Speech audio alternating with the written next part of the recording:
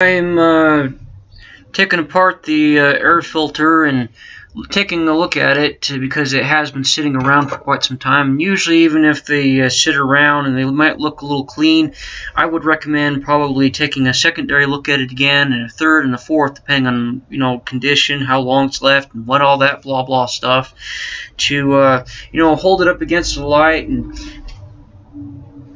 see what the condition is. And sometimes give a little bit of a light bang.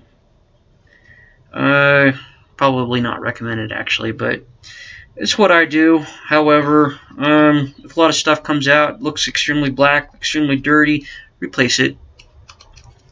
If you're not an extreme excessive professional, then go to the store and replace it, or ask advisement.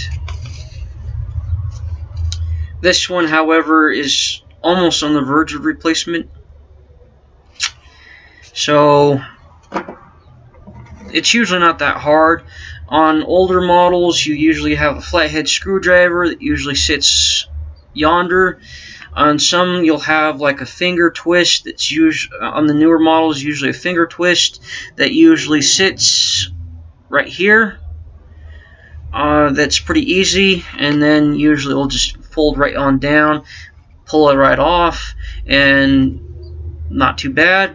Usually on some of the other models, you'll have where it's kind of like a weird sponge kind of thing, where you'll see where you have to get a screwdriver and pry right on off, pull out the sponge, and you look at it and say, okay, some of them can be washed by hand, but you have to be kind of careful, read the instructions, read the owner's manuals, and just pay attention and alert and aware of what you're doing as far as some of the mechanics behind the lawnmowers and stuff. And that's pretty much all the advisement for right now as far as I can give on the air filters. And now as I'm trying to do my best, because I'm doing this from an upside down angle for as far as the gasket goes, I'll just do this slowly for one step that I can, and if I forget something, I'll try and go back over it one more time or whatever. Let's see, we want to make certain that this was facing this way. Now, one of the reasons why like I said, the gasket failed on this is as this busted in two.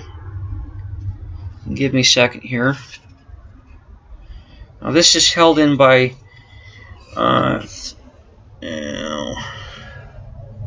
three different little pins, 1, 2, 3, and it tore completely in two. As we can see, this long little thin L thing right here, we see where the jet was able to sit on one side. We have a similar hole right here where the jet on the opposite side would be sitting,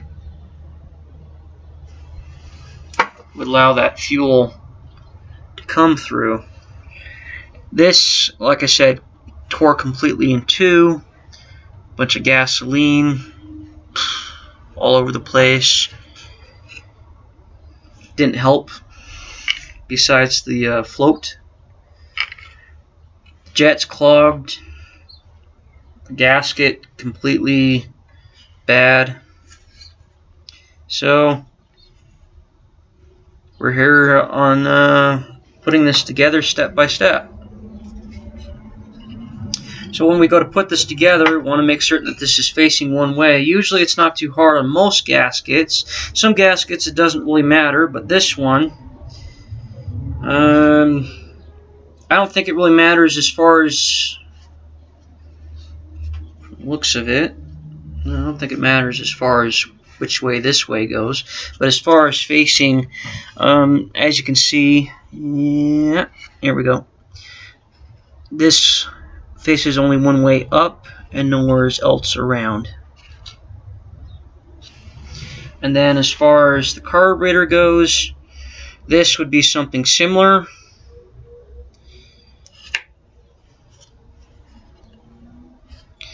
Sometimes if you get it backwards, that's okay. If I accidentally put it this way, you'll notice the holes on both sides don't quite fit and add up because this is completely not aligning. It might fit and add alignment on this side, but it doesn't add up in alignment to this side. So I'll have to twist this back.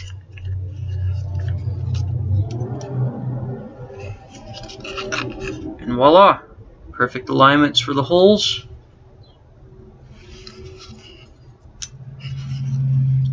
Now you'll have to excuse me for just a second. I need to go over and grab those bolts and start putting it together.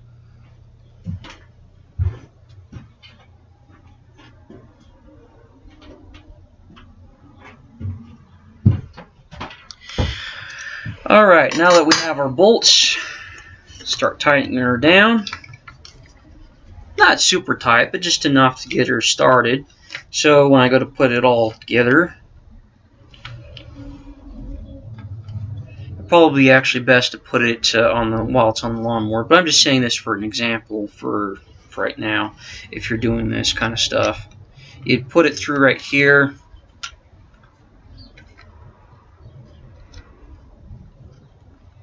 tighten it kind of by hand first, put it through.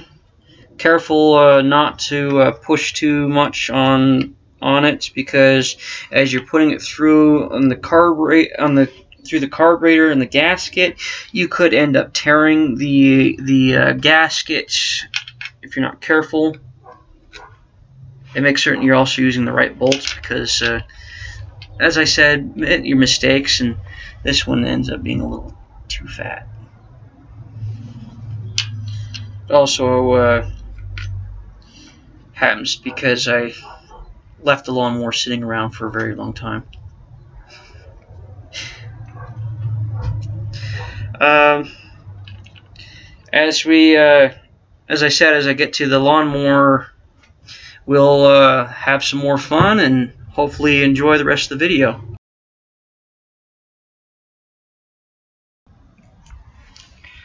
Hello, LawnTube.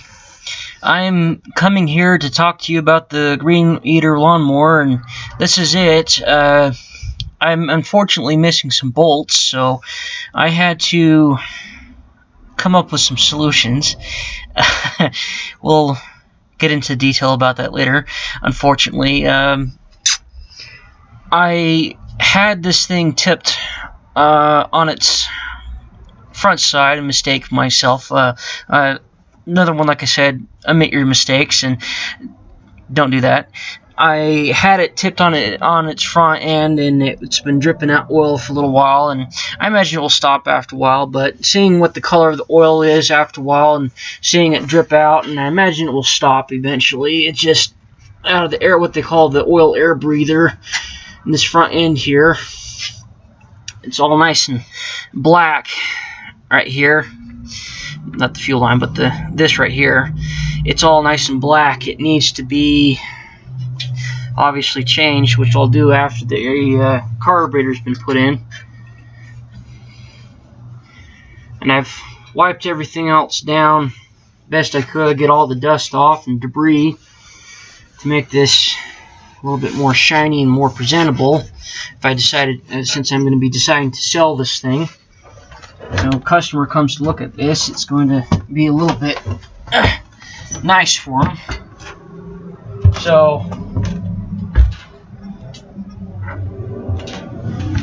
like I said, one step at a time.